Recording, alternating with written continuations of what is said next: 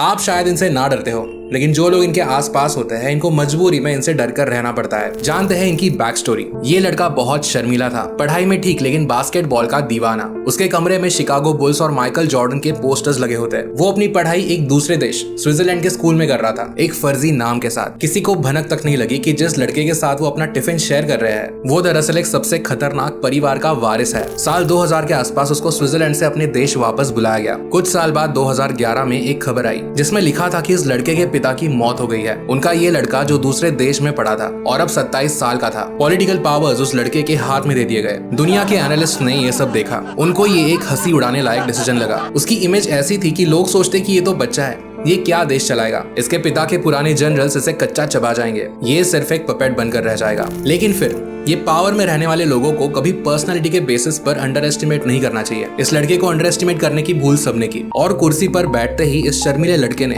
जैसे एक अलग ही रूप ले लिया। उसे ये समझ आ गया कि पावर में टिकने के लिए सिस्टम पर पकड़ मजबूत करनी होगी। उसने लॉयल्टी, कंट्रोल और मिलिट्री रीस्ट्रक्चरिंग जैसे चीजों के नाम पर सफाया शुरू किया। सबसे पहले उसने पुराने जनरल्स को निकाला जो उसे बच्चा समझते थे। हद तो तब पार हुई जब उसने अपने सगे अंकल जो उसके मेंटर थे उसे पार्टी मीटिंग के दौरान अरेस्ट करके बाद में उनको एग्जीक्यूट कर दिया। उसने साबित कर दिया कि उसकी नजरों में पावर के लिए खून के रिश्ते भी मायने नहीं रखते। जिस लड़के को दुनिया कमजोर समझती थी उसने अपने देश को जो न्यूक्लियर पावर ऑलरेडी था उसे और भी ज्यादा एक्सपैंड किया और एडवांस बना दिया। आज उसके पास वो ताकत है जो अमेरिका जैसे सुपर पावर को भी धमकी दे सकता है। वो लड़का जो कभी स्विट्जरलैंड की सड़कों पर आजादी से घूमता, उसने अपने ही देश के लोगों को वो बेसिक चीज एक्सपीरियंस करने से रोका। उसने अपने देश को बाकी देशों से जैसे काट ही दिया और खुद वहां का राजा बनकर बैठ गया। उस लड़के का नाम था किम जोंग उन।